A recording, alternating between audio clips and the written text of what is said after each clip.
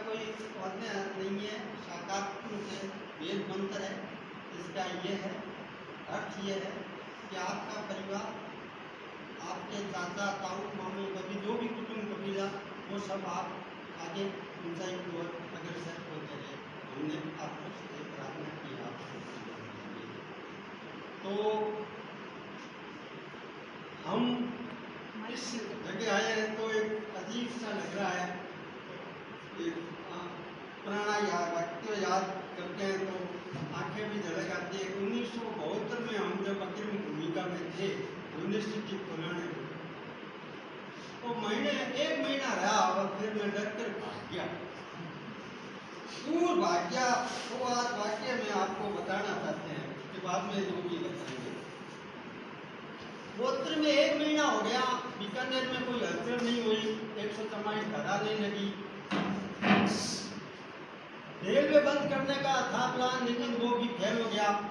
तो आखिर में हमने हरिराम चौधरी जो सचिव थे, हम 3 बच्चों ने रात को कहा कि कल तक हम 144 धारा लगा दें, बस ये कहकर निकले थे। हमारे एक साथी था, वो कामरेड था, उसने कहा बहुत, तो उसने ये कहा, उन्होंने कहा ऐसा करेंगे, इंजन जो आते हैं वो उसमें भाप से चलते थे, कोयलों से चलते थे, तो जोधपुर और बठिंडा के एक साथ आते थे इंजन, तो उस इंजनों को खत्म कर देंगे और न्यूज़ बन जाएगी और गाड़ियाँ लेट हो जाएगी। कैसे करेंगे? तो उसकी ट्यूब होती है, फोड़ दी जाएगी, पानी निकल जाएगा और इंजन खत्म हो जाएगा, जल जाएगा। बात है, ठीक है। उन्होंने पेट्रोल भी किया, सब कुछ किया, सारी व्यवस्था की, दुरुस्त भी आया, मोहल्ला चौक से बाजार, मैंने बड़ी चिंता हो गई, बहुत मुश्किल हो रहा है। 144 धारे के लिए आज तो मेरे करोड़ों का बनता होगा, 20 लाख का हम नुकसान करेंगे, उस समय 10-10 लाख के इंजन थे। थोड़ा जुलूस को मैंने मेरे कब्जे लिया, कोर्ट गेट से उसको हो गया, आगे जाने नहीं दिया, रेलवे क्रॉसिंग हो गया। टाइम होने लगा तो मेरा साथी आया, इंजन आ रहा है, मैंने ऐसा करो, उन बच्चों को आदेश दो और तीसरे को जो कोशिश है उसको भी दो, पेट्रोल की बोतल में कौन सा लट है जो डीजल। मैं वो उससे लट लेकर सीधा पटरी भागा, इतना तेज स्पीड से भागा, जाकर उसके हेडलाइट पर मारी और उड़ते उसको कहा जल्दी से भाग जाओ, अन्यथा तुम्हारा ये इंजन खत्म हो जाएंगे। वो बच्चे आए तब तक वो इंजन लेकर भाग गया, मैं वापस आके जुलूस में मिल गया। वो थोड़ी बात आया, क्या हुआ? तो वो इंजन तो चला गया, कोई बात नहीं, गाड़ी लेट होगी और वो रुक गया। अब उसको बच्चा ने हमने भाषण दिया, दंगे कर दिए। अब वो इतनी टेंशन में तबीयत खराब हो गई, हॉस्पिटल हो गए। 2 दिन बाद जब बाहर आए तो मेरे साथी सारे गिरफ्तार हो चुके थे। मैं बहुत घबराया, मैं क्या गिरफ्तार तो होऊंगा, ये मुझे मारेंगे और गद्दारी भी की है मैंने मेरे मित्रों से। आज तो मैं उस गद्दारी नहीं समझता उसको, लेकिन उस समय मैं डर गया। फिर गाँव गया, गाँव से दूसरे गाँव पर होते हुए 365 बहुत दूर दराज आकर एक किसान के यहाँ नौकरी सीधी ले गया। फिर आए नहीं वापस, मैं बांध जाते तो खेतों को मेरे साथी मारेंगे और दूसरे में मेरी पुलिस आए नहीं, बाद में तो महीनों बाद आया। तो आज तो हम देखते हैं कि किसी सरकारी प्रॉपर्टी, आज तो हमारे समझ में समय थी, आज तो आप हम जो आंदोलन चलाते हैं तो सरकारी संपत्ति को वो तो हमारे घाटी कुछ कम इसलिए कहते हैं, सरकार की कुछ नहीं है। ये जो भी कार्य हो रहा है हमारे पैसों से हो रहा है, चाहे सड़क निर्माण हो रही है, जो कोई भी कार्य हो रहा है हमारे पैसों से हो रहा है। हम ये सोच के किनारे हो जाते हैं कि नहीं सरकार के पास किसके, जनता की सरकार, मतलब पैसा तो हमारा ही है ना, हमारे लिए है ना। तो इस प्रकार हमें इस बारे में शास्त्र के प्रति समर्पित रहना चाहिए। और हम आपको बताते हैं कि प्रकृति जो है, प्रकृति ने हमें ये भेंट दी। 1992 में तुलसी पर हमने जब रिसर्च करके 1992 में से लगे थे, 92 तक इस पर हमने जो खोज की, तो हमने प्रकाशित खेजड़ा इस पर प्रकाशन किया तो बड़ा विरोध हुआ था कि ऐसा है नहीं। हमने ये कहा कि कोई भी पौधा अगर सजीव है जो हमारी बात समझता है और हमारे दुख दुख को सहन आता है। ऋषि मुनियों ने वर्षों तपस्या करके जंगलों में रहकर हमें एक पौधे के एक जो आज हर पौधे की हमें जानकारी दी, और इस बारे में कृषि पौधे के लिए तो उन्होंने बहुत ही विचित्र जानकारी दी। ये त्रिगुणात्मक शक्ति है, इसमें तीनों गुण हैं। रोग किससे पैदा होते हैं? वात, पित्त और कफ से। ये तीनों ही रोगों को दूर करने में सक्षम है। हम धार्मिक रास्ते नहीं बांटते तुलसी का पौधा, हम आपको स्वास्थ्य के लिए बदे रहे हैं, आपको रोग न हो और रोग हो जाए तो ना मतलब वो औषधि दे रहे हैं जो आपको स्वस्थ रखे, और आपको यदि अस्वस्थ हो जाए तब भी आपको स्वस्थ कर दे, वो औषधि हम आपको दे रहे हैं। आप इससे दूर चले गए, प्रकृति से दूर चले गए और माता पिता दूर से दूर चले गए। अब आप सोचिए, प्रकृति की बात करेंगे, माता पिता से जो बच्चा दूर रहता है वो कहाँ जाएगा? हमारे लोगों के पास रहेगा, फिर वो गलत संगत में बढ़ जाएगा। इसी तरह गुरु की भी वही रहती है। गुरु के पास जो बच्चे ज़्यादा रहते हैं, चाहे गुरु प्राइमरी का हो और चाहे विश्वविद्यालय का हो, उसमें शक्ति एक जैसी होती है। माता पिता चाहे अनपढ़ हो चाहे शिक्षित हो, उनके पास शक्ति एक ही जैसी होती है, ये आप मान के चलो। तो माता पिता गुरुजन के पास शक्ति कहाँ से आती है? प्रकृति से। और प्रकृति में क्या है? पेड़ पौधे। हम पेड़ पौधे, ये जो हमारे जीवन के सबसे बड़े अहम में प्राण वायु है, इसके प्राण वायु, इसके श्वास के बगैर यदि हम पेड़ों के से श्वास नहीं लेंगे, पेड़ों के पास श्वास नहीं लेंगे और पेड़ों को पवित्र नहीं रखेंगे, यानी उसको शुद्ध नहीं रखेंगे, तो हम कैसे शुद्ध रहेंगे? आप मेरे पास का शोर है और आपके बाहर भी शोर है, तो न तो मेरी बात आप सुन सकोगे और न आप मेरी बात, आपकी बात मैं सुन सकूंगा। तो आज क्या हुआ है कि तुलसी के बाद चारों तरफ शोर है, प्रदूषण का इतना भयंकर तांडव है कि साइप्रस के निकोसिया विश्वविद्यालय ने तो यहाँ तक कह दिया कि शोध करके कि पेड़ जो है, घनी आबादी के पेड़ जो है कोरोना वायरस फैलाते हैं। हमने उस पर तुरंत मतलब कार्रवाई करते हुए सुप्रीम कोर्ट को, हमारे सुप्रीम कोर्ट के माध्यम से लिखा कि ये गलत बयान कर रहा है, ये और ज़्यादा शहरी सभ्यता को नष्ट करने की योजना बना रहा है, ये या तो अवसाद में है खुद, या फिर इसकी दबाव में किसी ने किया है। पेड़ कोरोना वायरस नहीं दे सकता ये, और ये कहते हैं भी शहरी घनी आबादी वाले, यानी घनी आबादी वालों को जनता से मिलकर, निगम से मिलकर कोई पेड़ हत्यारा कहेगा ये पेड़ कोरोना वायरस करवा दे, तो फिर आप बीमार पड़ेंगे, घनी आबादी वाले। और आज तक सभ्यता के कौन सी नष्ट हुई? शहरी नष्ट हुई। क्यों हुई? इसी कारण से, क्योंकि हम मतलब क्या है कि प्रकृति से तो दूर पर, यदि आप कृषि भी रख लो घर पर, ये कृषि हट नहीं लग सकता नहीं, इसमें जाति पार्टी कोई भी धर्म परमेश्वर का कुछ नहीं है। 10 से आयुर्वेदिक औषधियों में 7 औषधियों में ये तुलसी पड़ती है, तो क्या उसको जाति धर्म वाले उसको अलग अलग सेवन करेंगे क्या? आप हवा और पानी पेड़ ये सोचेगा कि ये जाति का इस जाति का है, मैं इसको बदलूँ, इस जाति का ये तुलसी आई है, ये आपके घर पर है, और यदि कोई आएगा तो क्या इसको ये शुद्ध हवा नहीं देगा? ये शुद्ध हवा देती है हर किसी को, ये किसी के सबके लिए। आप तुलसी का पौधा एक ऐसा पौधा है जिसको यदि आप घर पर रखोगे, हमने अनुसंधान करके देख लिया, 40 साल की उम्र तक ये जिंदा रहने का हमारे पास प्रमाण है। एक बच्ची विवाह के समय अपने मायके से तुलसी का पौधा लेकर गई थी और ससुराल में वो 40 वर्ष तक जिंदा रही, और 40 वर्ष तक वो तुलसी भी जब वो बीमार हुई तो कमजोर हुई, और इस प्रकार वो 40 वर्ष बाद वो भी साथ लगा। मतलब आप यदि आपको विश्वास नहीं है ये, क्योंकि ये तो एक सजीव पौधा है, बोलता नहीं है, सब समझता तो सब है। आप इसके आगे उस मूर्ति जो के जाकर करते हो, उससे ये तो बेहतर है कि आप इस तुलसी के पौधे को कहो ना कि मेरी काम समस्या समाधान कर दो, तो करेंगे। आप इस तुलसी के पास बैठकर बड़े बड़े सांस लीजिए, आप बीमार हो और तबीयत घर में बिगड़ गई, मेरी गारंटी है आप तुलसी का पौधा उस कमरे में रख दो और 2 घंटे तक उसका तेल का दीपक जला दो, सवेरे तक उस पर उसका तेल ना असर। इतने बड़ा तो हमने प्रयोग करके देखा है। चिकुनगुनिया जब हुआ तो हमने उस पर, ये तो हमें ईश्वर की कृपा है कि क्या हो, जैसे हमारे आए कि जो चिकुनगुनिया का प्रभाव आया, मेरी बच्ची LLM नेट है, तो वो उस समय सो रही थी, रात को 1:30-2 बजे, बोले बाबा मेरे तो पैर ऐसे हो गए। मैंने तुरंत 15-20 पत्ते हो तुलसी के और लौंग काली में मिश्री थी और तुरंत ठीक होगी 5 मिनट में। उसके बाद में हमने देखो प्रयोग हुआ है ना, आप सोते ही, और उसके बाद में हमने स्कूलों में और में तुलसी के पत्ते लौंग, हमसे जिन्होंने इलाज किया उनके घुटनों में दर्द नहीं, ये जो जिसने भी इलाज किया, ये कई प्रमाण हैं जिसमें ये तुलसी है। आपके किसी भी चोट लग जाए, आप टाँके मत लगाओ, इसका 20 का रुपया लगाओ, 3 दिन में ठीक हो जाएगा। कोई भी चोट लगती है, इसका रस लगा लो, आपकी दो कहीं अस्पताल जाने की जरूरत नहीं है। तो कहने का मतलब है कि ये तुलसी का पौधा ऋणात्मक शक्ति का है, इसमें रात को ऑक्सीजन देता है। दीपक करने के बाद में अभी ये 1 महीना कार्तिक महीने कोई दीपक करते हैं। क्यों करते हैं? इसका वैज्ञानिक कारण है।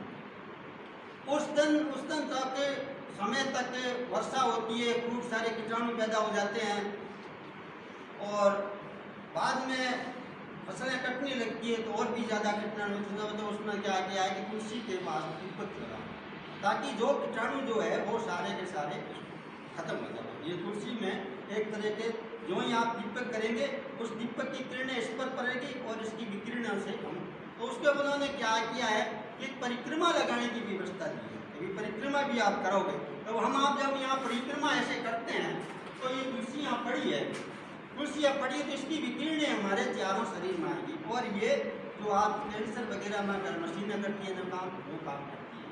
लेकिन यदि कैंसर के रोगी के चारों तरफ ये तुलसी रख दी जाए, गारंटी है वो ठीक होगा।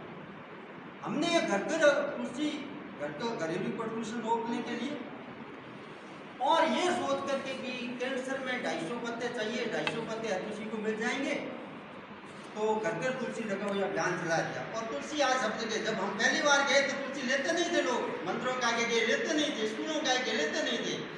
किसी तरह बैल भी दमानी स्कूल में हमारी बच्चियाँ पढ़ती थी, राधा मैडम वहाँ थी, उसने किसी से, मेरा मित्र की बहन थी, उसके कहने से वहाँ प्रोग्राम रखा, और उसके बाद में बारेकवाड़ गए तो वहाँ उन्होंने लिया नहीं, कुदरती राधा मैडम आ गई, और उन्होंने मैंने कहा मैडम आप क्यों ना, महादेव ने कहा, और उसके बाद में फिर हमारा अभियान आगे चलता रहा। तो हम प्राइमरी से गाँव शहरों कस्बों में खूब आज तक, मतलब हमारा रिपोर्ट है कि आज तक के उठा कर उसमें 5 लाख तुलसी अभी तक हम वितरित कर चुके हैं। और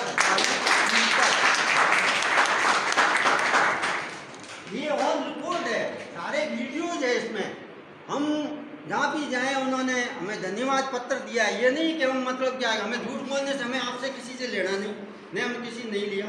हमारे 2 मुरबा नहरी जमीन खत्म कर दी, 100 करोड़ हम पट्टे की जमीन खर्च कर चुके, हम किसी से लेते नहीं है, जब ना सरकारी सहयोग करने की बात है। हमारे जुनून शुरू हुआ कि हमें ये काम करना है। क्यों करना है? क्योंकि 1978 में हम बीमार पड़े, और 3 साल तक इन्होंने टीबी अस्पताल और मेडिकल और दोनों ने इलाज करके ये उत्तर दिया कि आप यहाँ ठीक नहीं हो सकते, बाहर जाओ। मर गए तो मरने वाले हैं, राजनीति सफर चल रहा था, समाज में अग्रणी थे, चौधरी थे, सब कुछ थे। मैंने कहा ठीक है काम समेटो, मरना तो ही, अब तो बच तो सकते नहीं। लेकिन इसके शरण में चलते हैं, गाँव के थे, किसान थे, इसके शरण में आगे यज्ञ शुरू किया, शोध में आगे, साल भर में एकदम स्वस्थ। उसके बाद में उस डॉक्टर ने लास्ट में ये कहा था 2 महीने ले लो भगवान राम दवाई, मैं गई अभी छोड़ता हूँ, 2 महीने नहीं, आज के बाद में कोई आपकी दवाई नहीं बस। और आज 81 से लेकर आज तक हमने कोई दवाई नहीं ली। खेती का काम है, वो कई बार चोटें लगती है, सब जानते हैं, सिर्फ खून से लगते हैं, पेट को तो काटते हैं, रख जाते हैं, और तो तुलसी से ही हम काम लगाते हैं, बाहर अस्पताल नहीं जाते, हॉस्पिटल नहीं जाते हैं। तो इस प्रकार ये तुलसी पर यदि आप भरोसा करोगे तो आप स्वस्थ हो जाओगे, और भरोसा नहीं करोगे तो नहीं होगा। सब तो बड़ी बात है कि आप यदि इसको मात्र शक्ति के रूप में, देवी शक्ति के रूप में मानेंगे, तो यदि आप इसके ऊपर चार्ज जो धारा है आपके, मैंने कहा शोर, अब शोर इतना बढ़ गया कि उसको आपको कानून के जब्तों को संभालना चाहिए। ध्वनि प्रदूषण का कानून बनाया, 2003 में आया ये कानून, तो हमने उसका बहुत विरोध किया, क्योंकि उसमें पटाखे नहीं थे, तो बाकी तो सब ठीक था, पटाखे नहीं था। तो हमने स्कूल से बच्चों से अच्छा पोस्ट कार्ड अभियान शुरू किया पटाखे। तो 18/7/2005 को पूरा कानून बन के आया, जिसमें पटाखों का प्रावधान। हम पट्टा के छोड़कर हम जहर अपने लिए जहर पैदा कर रहे हैं। हम खुद मतलब क्या आएगा जहर। पट्टा के किसी भी हमारे धर्म शास्त्र में नहीं है कि दीपावली पर पटाखे छोड़ने ही चाहिए, नहीं है, लेकिन हम छोड़ते हैं। ये प्रकाश पर्व जिद है हमारा। हमारे साथ धारा 112 कहती है, ध्वनि प्रदूषण की धारा ये बात कहती है कि किसी भी धर्मस्थल को ये अनुमति नहीं दी जा सकती कि वह किसी के शांति को भंग करे। और उन्होंने साफ लिखा है आगे कि इससे ध्वनि प्रदूषण जैसे रात को हमारे तो 10 बजे के बाद में शुरू होता है, जबकि 10 से 6 बजे तो ही नहीं है। कि विद्यार्थियों को परेशानी होती है, सबसे बड़ी बात है। और इससे से क्या बीमारी होती है? चिड़चिड़ापन, बहरापन, शुगर, हाई प्रेशर, मतलब जितनी भी बीमारी होती है उतनी सारी की सारी ध्वनि प्रदूषण से होती है। और अवसाद जो है बढ़ रहा है वो ही ध्वनि प्रदूषण से ही बढ़ रहा है। अवसाद बढ़ने का मुख्य कारण ही ध्वनि प्रदूषण है। ये टैक्सियों में, वाहनों में, दुकानों में, जो मंदिरों में जो भजन कीर्तन होते हैं, इससे हमारा ध्यान जो है, मूल एकाग्रता हमारी भंग होती है। जैसे यहाँ से हम कुछ लेक्चर जो दिया गुरुजन ने, उसको हम याद करते हुए जा रहे हैं। अचानक एक टैक्सी वाला आता है, उसमें गाना बजाता है, वो हमारा ध्यान नहीं देता। थोड़ी दूर हम वापिस मारते तो फिर दूसरा गाना आ गया। यानी हमारा बार बार ध्यान जो है वो भटक रहा है। तो इस कारण से हमारी मूल एकाग्रता भटकने के कारण हमारा स्वास्थ्य पर भारी प्रभाव पड़ता है। और यही नहीं, ये जो भी शब्द हम निकालते हैं, ये शब्द जो निकालते हैं वायुमंडल में रहते हैं, वो तो रात को हमारा 12 बजे तक आपको नींद नहीं आती है। दिन प्रतिदिन ये स्थिति है। मौसम जब शांत होता है तब आपकी नींद आती है, टॉर्चर करता है। 10% जब अवसाद में थे लोग बाग, तब हम कहने लगे थे, लेकिन आज 30% लोग बाग अवसाद में हो गए। और मैं देख रहा हूँ, मैं आश्रम में बैठा हूँ, घर में लोग लगा हुआ है, मैं कड़ी खटखड़ा, मैं उसको आवाज दे, क्या भाई, तो लगा हुआ नहीं पंडा। हमने सोचा अंदर बैठे होंगे। अरे यार कैसे बैठे अंदर, क्या काम करते? गुरुजन हो आप, और ये काम करती थी आपकी, सही करो, और झगड़ते हैं फिर। मतलब ये हम देख रहे हैं, बच्चों को हम आवाज देते हैं, सुनते ही नहीं है, जोर से कहते हैं, हम करते हैं। मतलब ध्यान एकदम से हमारा एकदम मतलब प्रदूषण इतना फैला हुआ है।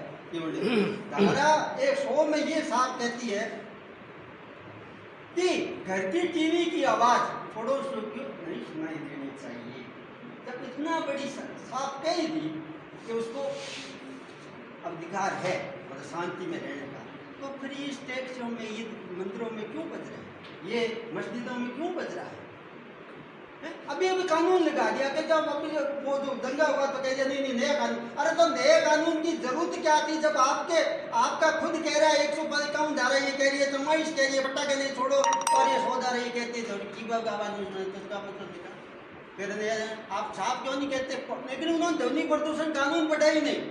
सही बात है, पढ़े होते तो मेरा हरदम लड़ी रहती है ध्वनि प्रदूषण। रात को भी बर्तन में पुलिस को फोन करता हूँ, दिन में होता तो दिन में तो पुलिस कंट्रोल को फोन किया तो इमरजेंसी कॉल करो, इमरजेंसी कहते दिन में तो बढ़ सकता है, तो फोन कर दिया लो।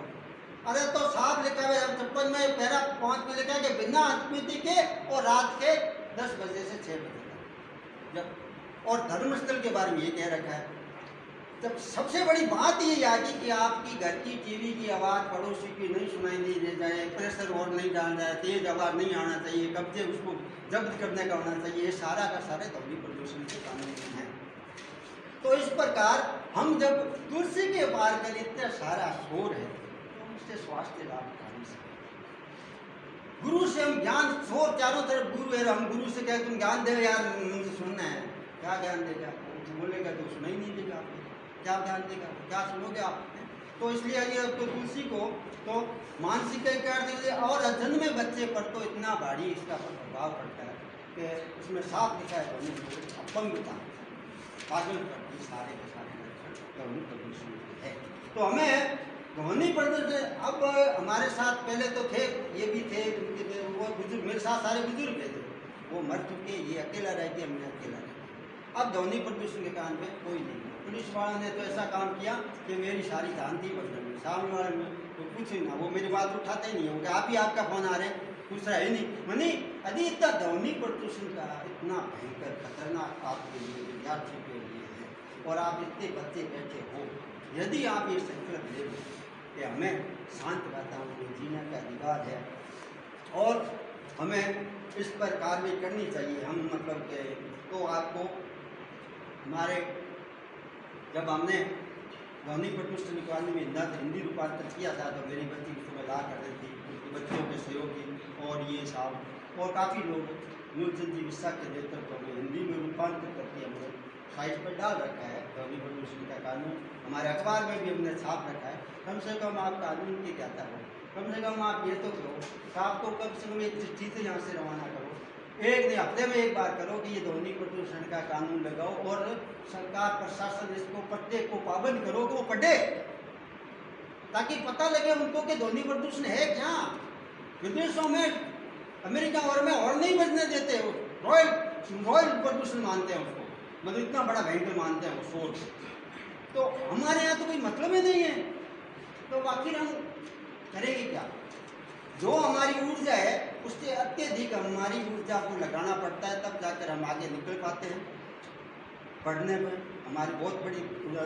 यदि आप शांत वातावरण में और रहोगे और शांत वातावरण में रहकर यदि करोगे तो आपको ध्वनि प्रदूषण का कानून को प्रकृति से आप जुड़ना है और प्रकृति के लाभ लेना है, तुलसी का लाभ लेना है, तो इसी से मिलेगी। तो तुलसी विभिन्न प्रकार की होती है, मेरे पास 4-5 प्रकार की तुलसियाँ हैं। इसमें एक श्यामा तुलसी होती है जिसमें वो शुगर और में काम आती है, उसका गंध तेज होती है, वो सूंघेंगे तो, और उसका पत्ता थोड़ा नीला हो जाएगा। और रामा है जो एकदम हरी भरी गई है उसी प्रकार। ये पिछले साल की तुलसियाँ हैं, अभी तो छोटी तुलसियाँ रही है, 2 पौधे बच गए थे, तो ये पिछले साल की छोटी पौधे में अभी पता नहीं लगता कौन सी रामा है कौन सी श्यामा है, तो मैं ले आया साथ में। तो यदि आपको उसको लाभ लेना है, आप इस पर डिपेंड रहना है, तो नियमित आप पत्ते खाइए। तो आप पत्तों की सब्जी खाने से आंखें की ज्योति बढ़ती है, ये तो है, पता ही आपने। तो फिर इसके नियमित इसके पत्ते खाइए ना आप रोजाना, आपकी नेत्र ज्योति एकदम से आपके चश्मा उतर जाएगा। और आप इस तुलसी को सवेरे रखकर इस पर आंखें लगड़ाइए और इस पर व्यायाम कीजिए, इस पर दृष्टि डालिए, उस पर मतलब आप ध्यान कीजिए, आप इसके पास बैठ कर पढ़िए, आप इसको आप गुरुजी मान लीजिए, माँ मान लीजिए, पिता मान लीजिए, हैं। तो फिर आप यदि तुलसी को यदि इतना बड़ा शक्ति दोगे, अपने आप ठीक हो जाएगी। यदि आपने इसको लो मिला ली तो हम गारंटी लेते हैं कि आपके घर में जब भी बीमारी आएगी तो ये एकदम बीमार हो जाएगी और आपका घर जो ही सो रहे थे ये सो जाएगा, आपको पता लगने लगेगा। क्योंकि बाहरी शक्तियाँ जब भी कोई भी संकट आता है तो ये रोक लेती है। जैसे पालतू कुत्ता बारिश तोड़ ताकू आता है तो भौंकता है ना और आक्रमण कर देता है, तो इसी तरह ये भी इतनी पावरफुल है। और आप समझ नहीं सकोगे कि मैंने जो अनुभव किया है वो। आप नज़दीक आओगे, मेरे आश्रम में आओगे, तो कई बार आते हैं बच्चे, स्कूल के बच्चे आते हैं, यज्ञ में आते हैं।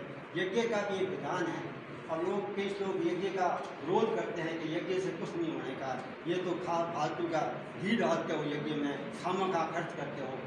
यज्ञ में 1000 गुना ताकत बढ़ती है, यज्ञ में कोई भी चीज़ डालते हो। यदि आपको विश्वास नहीं है, यज्ञ से जो हम यज्ञ करते हैं, उस यज्ञ की जड़ी बूटियों से जो यज्ञ करते हैं, घी से जो यज्ञ करते हैं, अग्नि को देते हैं, अग्नि उसको पवन को देती है, पवन तुरंत आसपास के 800 किलोमीटर के दायरे में उसको वितरित कर देता है पेड़ पौधे पशु पक्षी जीव जंतुओं को। ये है वैदिक है, वैज्ञानिक है, आप जांच करके देख लो। रशिया ने इस पर 92 के बाद में, हमारे शोध के बाद में इन्होंने किया है। हमने 2008 में शोध की, 20 अप्रैल को 2011 में अमेरिका ने उसी बात की कि हमने कहा कि ध्वनि प्रदूषण से ये नुकसान होता है और दुर्घटनाएं, वाहन दुर्घटनाएं वगैरह होती है।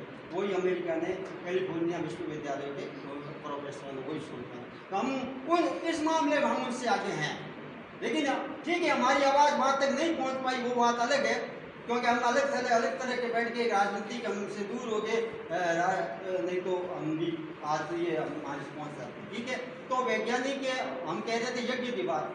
यदि आपको विश्वास नहीं हो तो मिर्ची डाल के देखो, एक चिमटी, अपना आप पता लग जाएगा।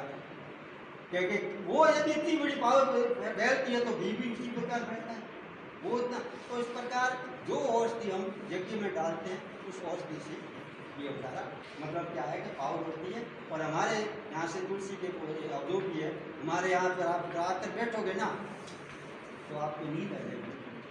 टूटी फूटी कुर्सियाँ हैं, लेकिन गारंटी लेता हूँ आप 5 मिनट बैठ गए आपको नींद आएगी, हर हालत में नींद आएगी वहाँ।